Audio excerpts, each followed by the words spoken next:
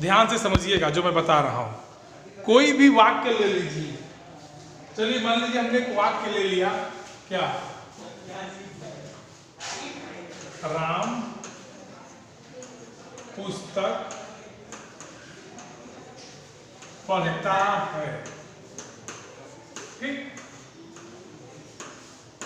अब इस चीज को ध्यान से समझो। राम पुस्तक पढ़ता है, अगर इसको ध्यान से देखोगे तो पहले जो चीज निकल के आएगी वो ये है कि ये एक वाक्य है। ये क्या है? ये वाक्य है। और वाक्य में क्या क्या चीजें होती हैं? कर्ता होता है, ठीक, उसके बाद क्रिया होती है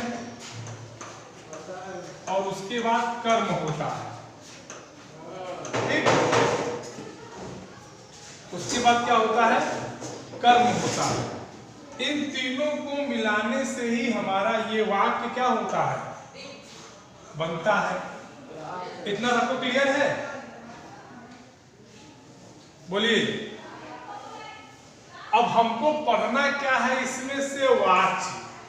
हमारा जो मेन चीज है, जो मेन टॉपिक है वो है क्या है? यहाँ काट दो, वाच्य है। वाच्य, ठीक है। एक मिनट रुको, एक मिनट।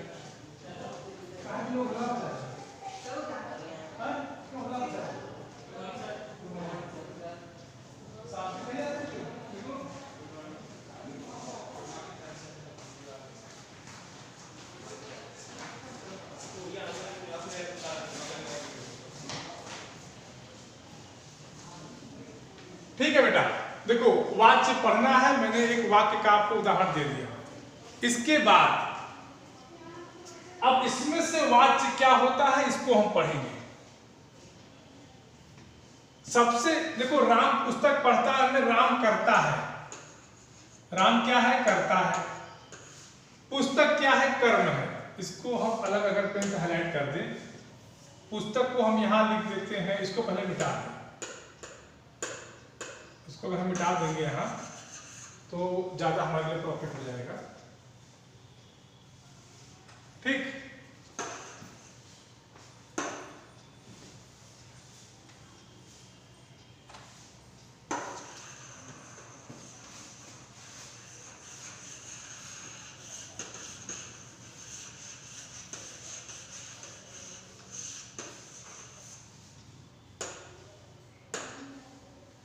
राम करता हो गया, पुस्तक क्या हो जाएगा? कर्म। अब पढ़ना क्या हो जाएगी? क्रिया। अब इसी क्रिया को देखिए, जो क्रिया आपके सामने है वो क्रिया कौन सी है? वाच्य। वो क्रिया कौन सी है बेटा? वाच्य। ठीक है, सॉरी कह रहे वाच्य। ये क्रिया जो है किसके अनुसार है? ध्यान से देखो, राम पढ़ता है मतलब ये क्रिया राम के अनुसार है। अगर यहां होता कि सीता पुस्तक पढ़ती है, पुस्तक पढ़ती है, तो ये हमारी जो क्रिया है ये किसके अनुसार हो जाएगी? सीता के अनुसार, माने कर्ता के अनुसार हो जाएगी।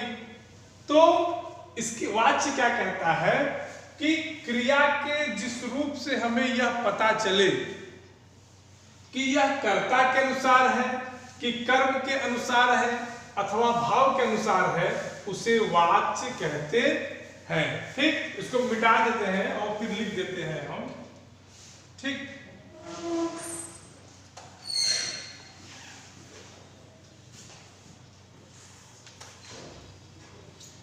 इसका होगा कि क्रिया के जिस रूप से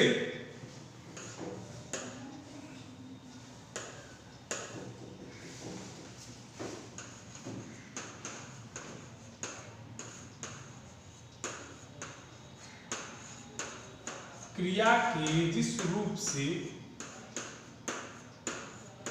यह पता चलता है,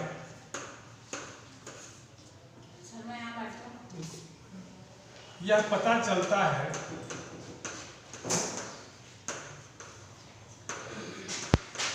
कि क्रिया कर्ता के अनुसार है। कर्ता समझ रहे हैं? ठीक है, कर्ता के अनुसार है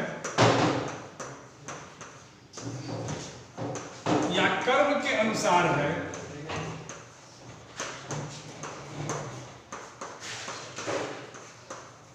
या भाव के अनुसार है, या किसके अनुसार है? भाव के अनुसार है। कर्ता, क्रिया और कर्म, ये जो तीनों चीजें हैं बेटा ध्यान दीजिएगा। पहला मैंने क्या लिखा? कर्ता। दूसरा क्या लिखा? कर्म।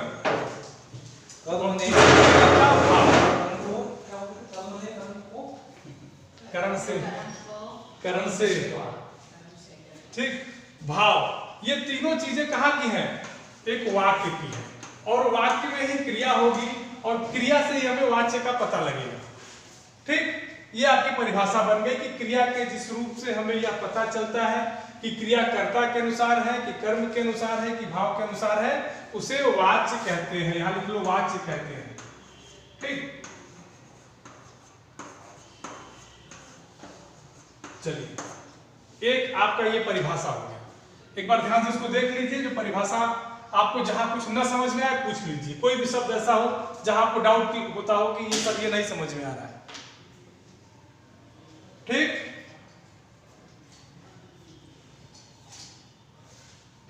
चलिए इसके बाद आते हैं वाच्य के प्रकार के।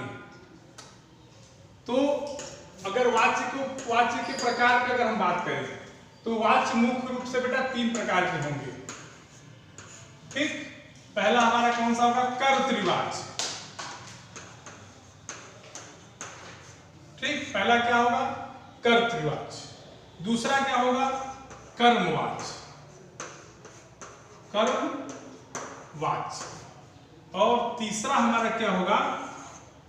भाववाच्य।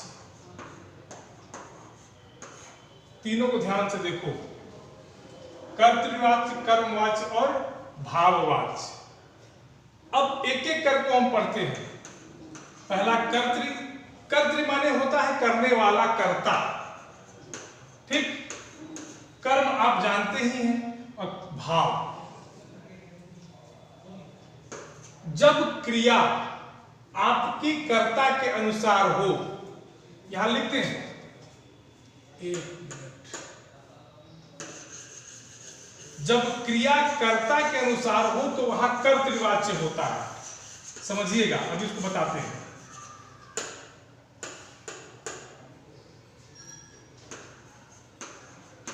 जब क्रिया कर्ता के अनुसार हो, कर्ता माने करने वाला,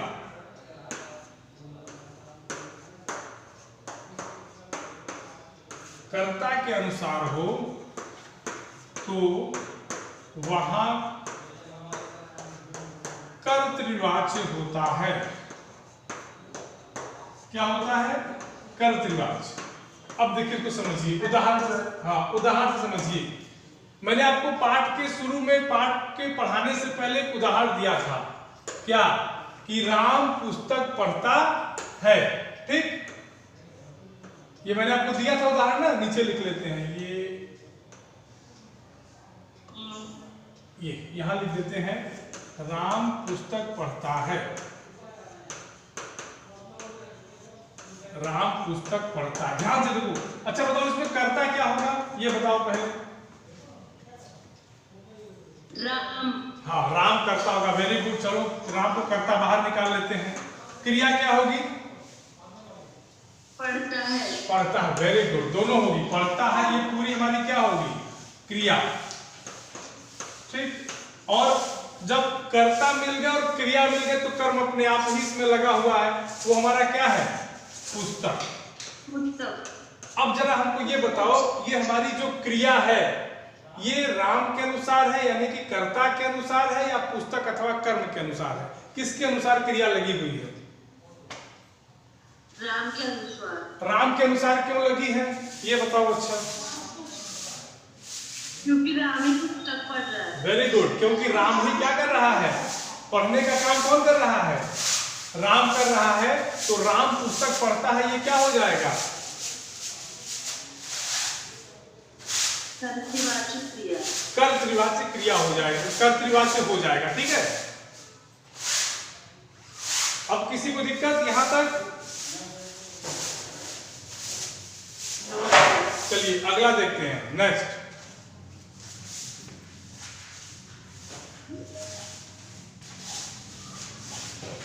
अगला हमारा है कर्मवाच्य।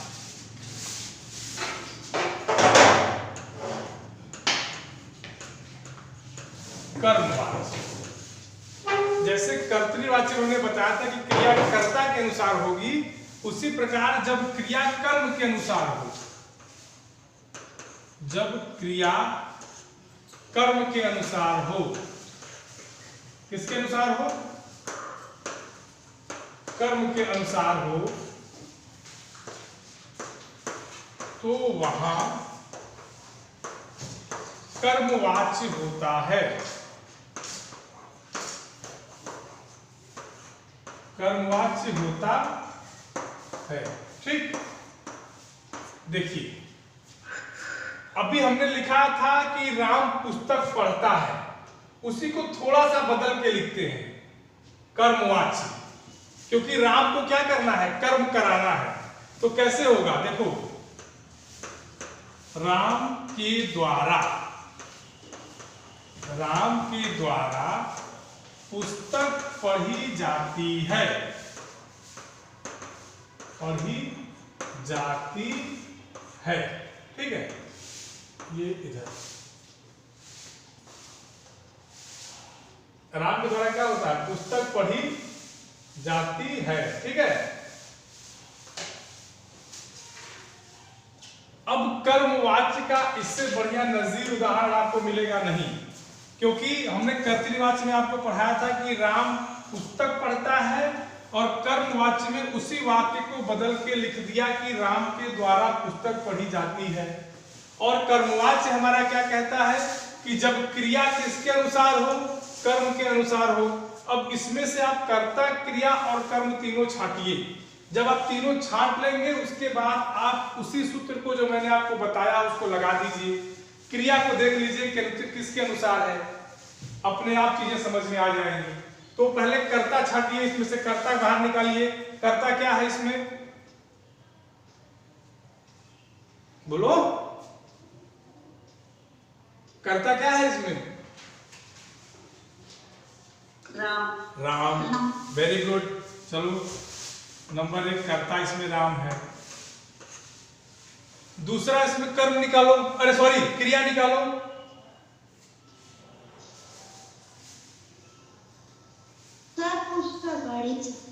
पढ़ी जाती है, क्रिया है, पुस्तक में।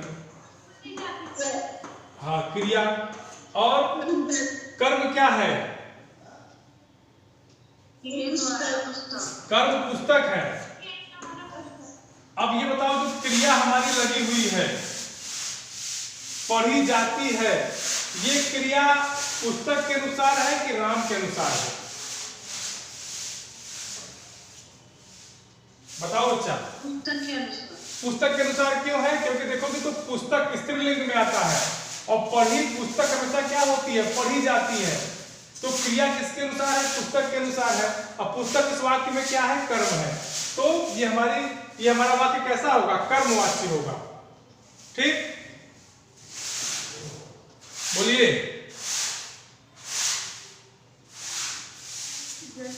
क्लियर? Yes sir. ठीक, आगे बढ़े। Yes sir. अगला वाच्य कौन सा होगा? अच्छा, तो अगला वाच्य कौन सा होगा हमारा? भाववाच्य। Very good. अगला हमारा भाववाच्य। भाव हर व्यक्ति के मन में होता है कि नहीं होता है? बोलिए, होता है ना? ठीक, चलिए, वेरी गुड। भाववाच्य क्या कहता है? कर्तृवाच्य कहता था कि क्रिया कर्ता के अनुसार होगी, कर्मवाच्य कहता है कि क्रिया कर्म के अनुसार होगी, लेकिन भाववाच्य क्या कहेगा? तो भाववाच्य भी वही कहेगा कि क्रिया भाव के अनुसार होगी। तो लिख लो इसको भी, क्रिया भाव के अनुसार होती है, भाव के अनुसार होती है।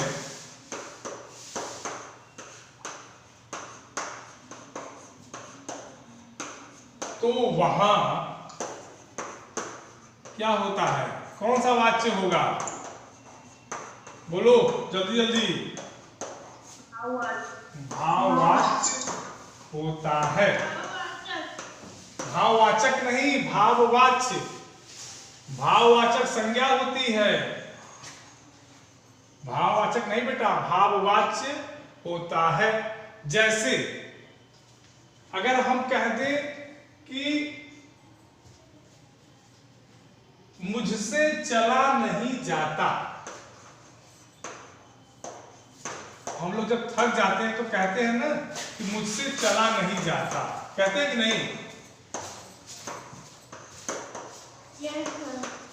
तो इस वाक्य को अगर ध्यान से देखोगे तो कर्ता जो मुझसे है उसके भाव क्या है कि उससे चला नहीं जा रहा है, या मुझसे पढ़ा नहीं जाता, ठीक, मुझसे खाया नहीं जाता, राम से हंसा नहीं जाता, ठीक। ये हमारा क्या हो जाएगा? भाववाच्य हो जाएगा।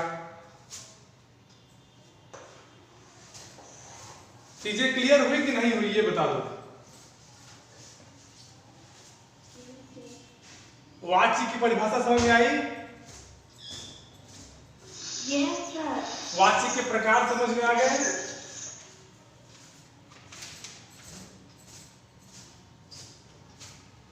अगर मान लो वाच्य परिवर्तन करना हो तो कर ले जाएंगे। जैसे अगर हम कहते, रुको देखो समझो, वाच्य परिवर्तन, वाच्य परिवर्तन कैसे होगा?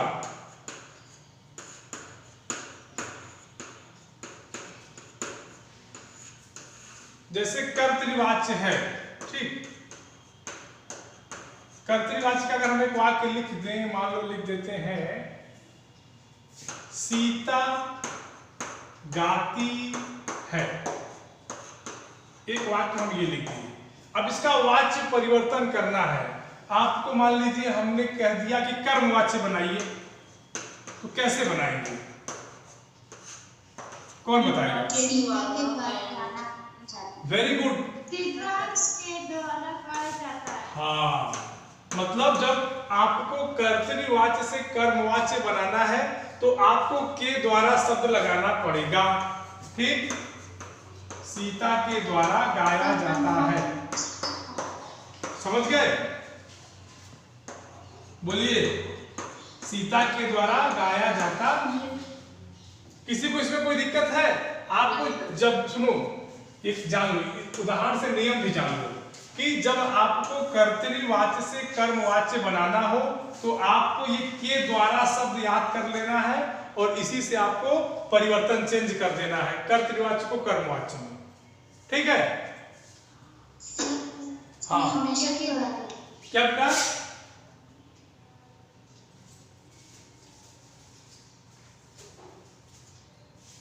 क्या कहे हो बताओ, आवाज तुम्हारी नहीं आई है।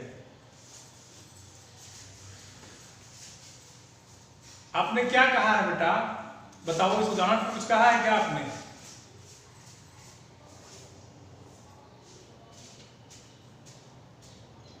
No sir.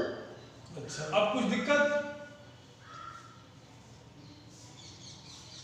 ये तो मान लो, ये तो मान लो क्या कर्तृवाच्य से कर्मवाच्य बनाना।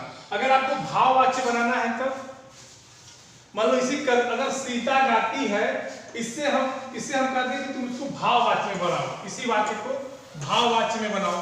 कैसे बनाओ देखते हैं कौन बनाता है। सीता से गाया जाता है। वेरी गुड, वाह भाई वाह, मतलब एकदम आप लोग एग्जाम के लिए रेडी हैं, इसका मतलब मुझे लगता है कि हाँ बेटा बोलो। सर मैंने डाउट का एग्जाम की सिलेबस को लेके, हाँ सर मैंने अभी हमारा एनुअल सिलेबस का वो सिलेबस पढ़ा था। हाँ, सर उसमें सिर्फ मतलब पत्र लेखन, निबंध लेखन ये नहीं आया। आ रहा है बेटा, उसमें चैप्टर का नाम दिया होगा, ध्यान से देखो, चैप्टर नंबर दिया होगा 35। मैंने देखा था तो नहीं लिखा था बेटा उसमें सुनो बेटा, उसमें चैप्टर नंबर लिखा होगा 35, 36, 37 जो भी आपका चैप्टर नंबर होगा उस चैप्टर नंबर से लिखा होगा, ठीक है? और कोई डाउट? तो सर क्या निबंध और वो सब भी बिल्कुल बेटा आ रहे हैं, बिल्कुल पत्र लेखन भी आ रहा है, निबंध भी आ रहा है। ठीक, सर और कुछ आ रहा है? क्या बेटा? हाँ इसको बताओ, इसको भाववाच्य में बनाओ, कौन बनाएगा? इसको भाववाच्य में बनाइए तुरंत। गाया जाता है, गाना गाया जाता है। गाना इसमें कहाँ है जी? इसमें कर्म कहाँ है? केवल क्रिया और कर्ता है, सीता से गाया जाता है ना। तब अपने मन से कर्म मत लगाइए, सीता से गाया जाता है। ठीक, अब किसी को वाच्य में कोई दिक्कत है ये बता दीजिए।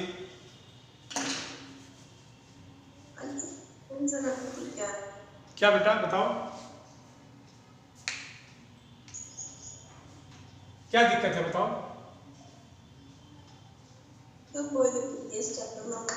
अच्छा ठीक है, तुम लोगों को हम 5 मिनट समय दे रहे हैं, जितने भी डाउट सब पूछ लो। एक बार 5 मिनट में पढ़ लो, फिर जो दिक्कतें हो उसको पूछिए। ठीक है, जो भी दिक्कत हो उसको पूछिए।